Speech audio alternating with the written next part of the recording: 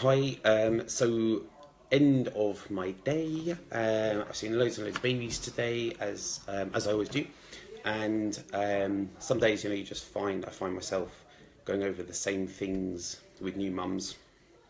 And recently, I've been talking a lot about the mums breastfeeding and formulas, and I'm definitely going to do a video on this. So basically, about everything I know about the different formulas and which ones play the babies up and which ones I find helpful. So I'll bring that into another one. But last night I was desperate to find this bit of research that I had in my head and that I tell mums about, and I suddenly thought, am I actually making this up, or did I read it? And so I waded through all the research that I had, and I found it. And it was this: that a conclusion of a bit of research was that the scientists that conducted it actually said that they thought it would be a good idea to rotate the formulas that babies were on, which is quite interesting because I don't think I've ever met a mum that did that. In fact, they're worried about chopping and changing the formulas, and we'll definitely go through this because I can definitely predict maybe which formulas that you might go on, which might make a baby worse. But let's just level the playing field and say we're looking at a basic formula: hip, Calgate, Aptimum, just the standard formula. So the research scientists actually said it might be good to chop and change those formulas.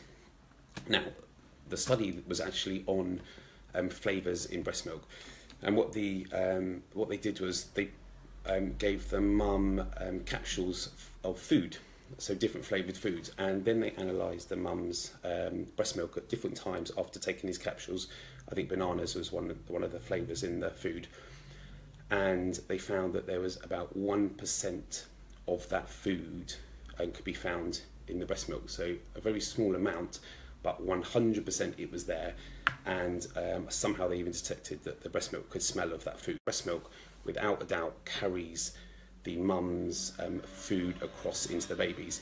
Some people think that this isn't actually the case in general, so they know that the protein, fat and carbs pass through, but as for the particles, sometimes they wonder how much of that particles or the flavour or the smell goes through. So the conclusion was your food flavours definitely pass through, about 1%. They go through, depending on the food, they go through at different times. So they might go in quickly after 2 hours, and then they might hang around for longer.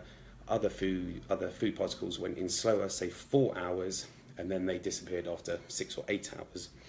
And because of the different smells and flavours in the breast milk, one of the conclusions was that you could actually rotate the formulas for the babies, so they're actually getting used to slightly different formulas. Because a breastfed baby would have the milk would be different at almost each feed, whereas a formula fed baby, every feed is exactly the same.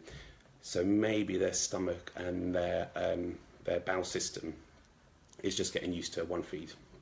So there is a case for altering and chopping and changing around with your formulas, but I'll in another video go over some of the formulas that really do play babies' wind and colic up. Okay, I hope this helps in some way, and I'll do another video tomorrow. Thank you.